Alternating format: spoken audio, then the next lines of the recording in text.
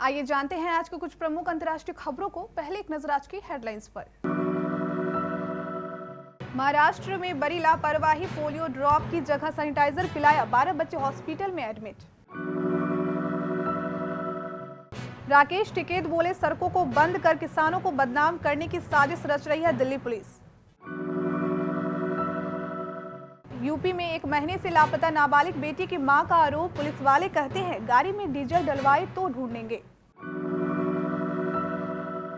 पंजाब के जलालाबाद में अकाली दल प्रमुख सुखबीर सिंह बादल की गाड़ी पर हमला, गोलियां चली। बंगाल में टीएमसी छोड़ भाजपा में आने वाले राजीव बनर्जी को मिली जेट श्रेणी की सुरक्षा। 3 से 5 फरवरी से उत्तर पश्चिमी, मध्य और पूर्वी भारत में बारिश की संभावना, आईएमडी ने दी चेतावनी। स्वतंत्र पत्रकार मनदीप पूनिया को 25,000 के निजी मुचलके पर रोहिणी कोर्ट ने दी जमानत। नीतीश मंत्रिमंडल का जल्द हो सकता है विस्तार, बीजेपी ने तय किए नई मंत्रियों का नाम। अनुष्का शर्मा की हमशक्ल जूलिया माइकल्स ने वामिका की पहली फोटो देख दिया ये रिएक्शन। वर्ल्ड टेस्ट चैंपियनशिप में फाइनल में पहुंचने वाली पहली टीम बनी न्यूजीलैंड, कोरोना ने बिगाड़े सारे समीकरण। महाराष्ट्र में यवतमाल जिले के कापसी-कोपड़ी गांव में 12 बच्चों को पोलियो ड्रॉप की जगह सैनिटाइजर के ड्रॉप पिला दिए गए। सभी बच्चों की उम्र 5 साल से कम है। उल्टी और बेचैनी की शिकायत के बाद इन्हें जिला अस्पताल में भर्ती किया गया। उनकी हालत स्थिर है। डॉक्टरों की टीम इनकी निगरानी कर रही है। इस मामले में भानबोरा प्राथमिक स्वास्थ्य केंद्र के एक डॉक्टर, एक आंगनबाड़ी सेविका और एक आशा कार्यकर्ता के खिलाफ जांच का आदेश दिया गया है। यवतमाल के सोशल एक्टिविस्ट किशोर तिवारी ने कहा कि वे स्वास्थ्य मंत्री राजेश टोपे से मुलाकात करेंगे और दोषियों पर कार्रवाई की मांग करेंगे।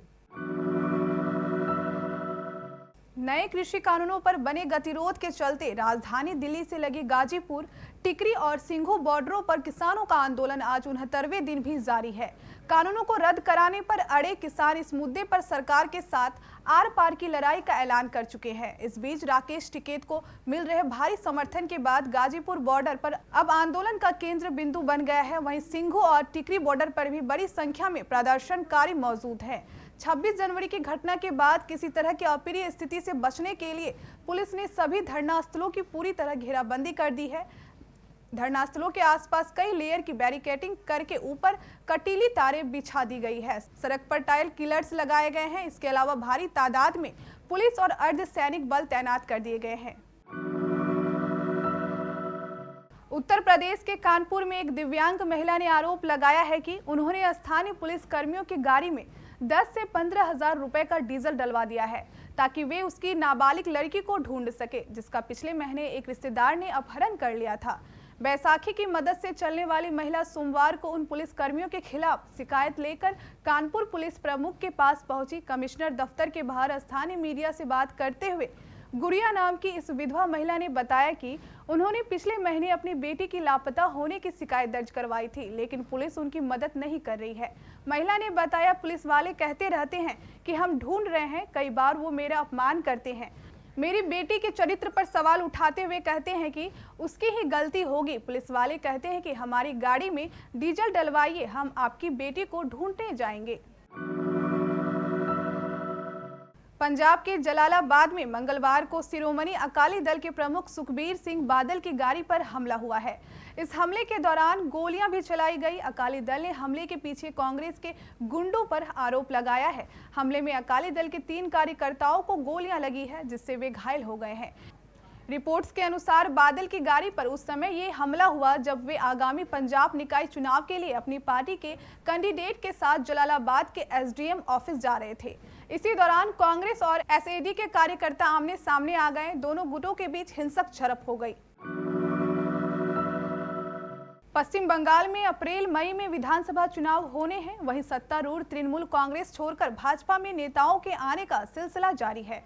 इसी बीच पिछले हफ्ते टीएमसी छोड़ भाजपा का दामन थामने वाले पूर्व वन मंत्री राजीव बनर्जी को गृह मंत्रालय ने जेट श्रेणी की सुरक्षा प्रदान की है। वहीं देश भर में यात्रा के दौरान उन्हें Y+ श्रेणी की सुरक्षा प्रदान की गई है।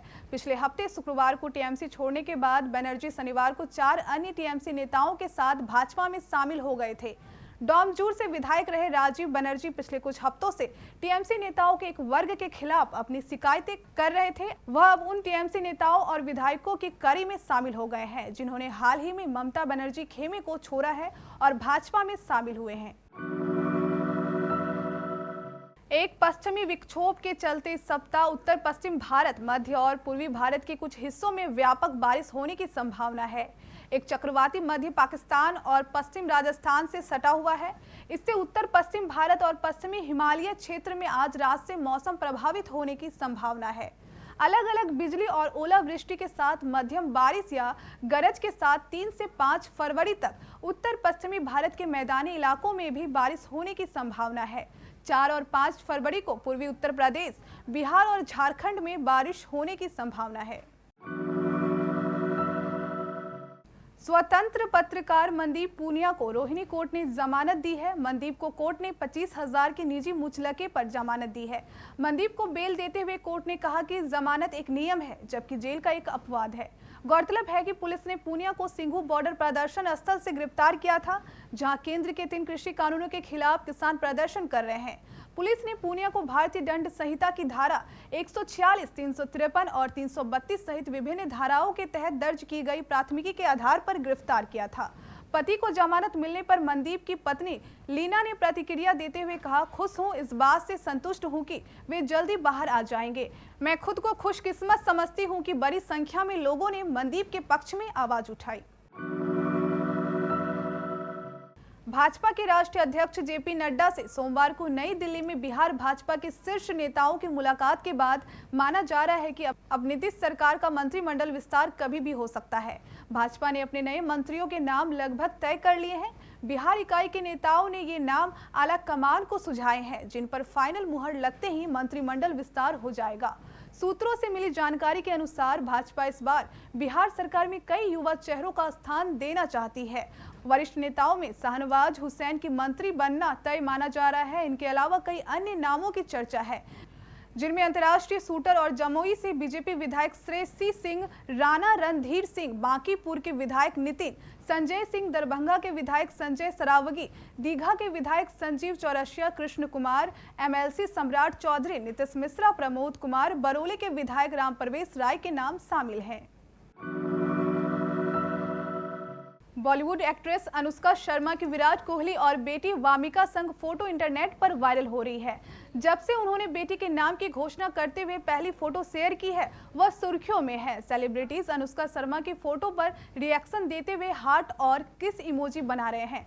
इसके साथ ही अनुष्का शर्मा की हमशक्ल जूलिया माइकल्स ने भी उनकी फोटो पर रिएक्ट किया है। अनुष्का शर्मा की बेटी की फोटो पर जूलिया माइकल्स ने लिखा, मुबारक हो। जैसे ही जूलिया ने ये कमेंट किया, 33,000 से भी ज्यादा लाइक्स इस कमेंट पर आ गए हैं।